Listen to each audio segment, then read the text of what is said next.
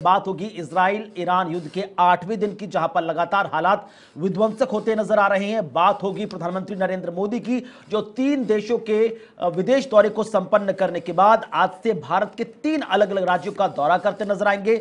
बात होगी गृह मंत्री अमित शाह की भी, जो आज 2 राज्यों के महत्वपूर्ण दौरे पर रहेंगे। साथ ही साथ बात होगी लगातार मौसम के मिजाज की, जो कहीं पर रहम कर रहा है तो कहीं पर कहर बरपा रहा है। और इस पूरे कार्यक्रम के सिलसिले को आगे बढ़ाएंगे मेरी सहयोगी रूपाली शर्मा। तो बिल्कुल सबसे पहले शुरुआत करेंगे इस वक्त की बड़ी खबर के साथ, जहां पर ईरान और इजराइल को लेकर अगर बात की जाए तो लगातार जंग जो है आज 8वां दिन शुरू हो चुका है। और इस जंग का 8वां दिन है जहां दोनों ओर से जमकर हवाई हमले हो रहे हैं। ईरान के एक और न्यूक्लियर रिएक्टर पर इजरायली हमला किया गया है और इस बीच आपको बता दें कि तेहरान में भी एयर स्ट्राइक की गई है। तो लगातार ना इजराइल पीछे हट रहा है, ना ईरान, और जंग जैसे हालात बन चुके हैं। जंग का 8वां दिन जो है वो कहा जा रहा है कि ईरान और इजराइल के बीच है, जहां पर डिफेंस सिस्टम पूरी तरीके से एक्टिव है। इस बीच तेहरान में भी कई एयर स्ट्राइक्स जो है वो की गई हैं। लगातार गोले दागे जा रहे हैं, मिसाइलें दागी जा रही हैं, बैलिस्टिक मिसाइलें दागी जा रही हैं, बॉम्बर से अटैक किया जा रहा है। इस बीच आप देखिए कि तस्वीरें कैसी है, वहां पर आसमान में सिर्फ मिसाइल्स ही मिसाइल्स, ड्रोन जो है वो भी दागे जा रहे हैं और एयर डिफेंस सिस्टम जो है वो एक्टिव है। इसके चलते ईरान के निशाने पर इजरायली न्यूज चैनल है, क्योंकि कुछ दिन पहले आपने देखा था कि ईरानियन न्यूज चैनल पर जो हमला है, धमाका है, वो हुआ था, जिसमें न्यूज एंकर जो है वो लाइव स्टूडियो में मौजूद थी और इस धमाके के बाद वो तुरंत वहां से भाग गई।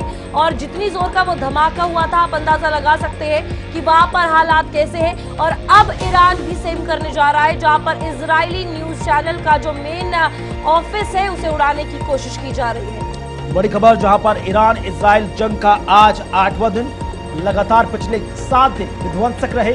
दोनों तरफ विध्वंसक बैलिस्टिक मिसाइल, रॉकेट लॉन्चर्स और ड्रोन से एक एक करके अटैक रहे। अब तक सैकड़ों की जानें जा चुकी हैं, दर्जनों घायल हैं, संख्या ज्यादा लगातार बढ़ती जा रही है। और चाहे अब ईरान की सुप्रीम लीडर खेमनेई हो, चाहे इजराइल के पीएम बेंजामिन नेतन्याहू हो, कोई भी किसी को बख्शने के मूड में नहीं। तमाम अंतर्राष्ट्रीय जगत जो अपील कर रहा है शांति की, वो दूर दूर तक नजर नहीं आ रही। जंग से जुड़ी कुछ महत्वपूर्ण अपडेट आपके सामने, जहां पर इजराइल में 24 लोगों की मौत हो चुकी है और 592 लोग घायल हैं, जबकि ईरान के शहरों में मिसाइल हमलों से प्रचंड भौतिक नुकसान हुआ है। यानी कि जो तमाम बड़ी बड़ी इमारतें थी अब वो खंडर में तब्दील होती नजर आ रही हैं।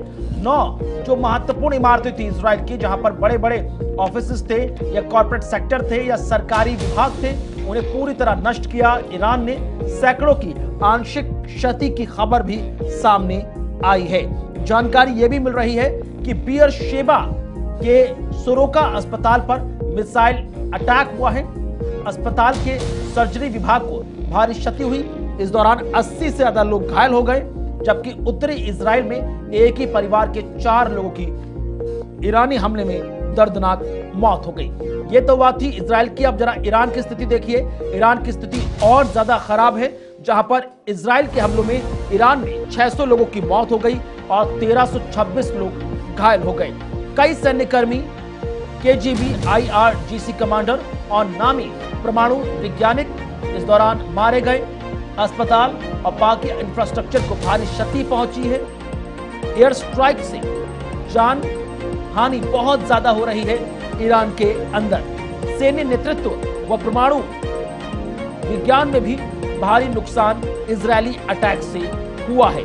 साथ ही साथ जो व्यापक महत्वपूर्ण इंफ्रास्ट्रक्चर था वो भी प्रभावित हुआ है। यानी कि जिससे सीधा इस जो ईरान का जो गवर्नमेंटल जो मैकेनिज्म था वो संचालित होता था, उसको भी काफी नुकसान पहुंचा है।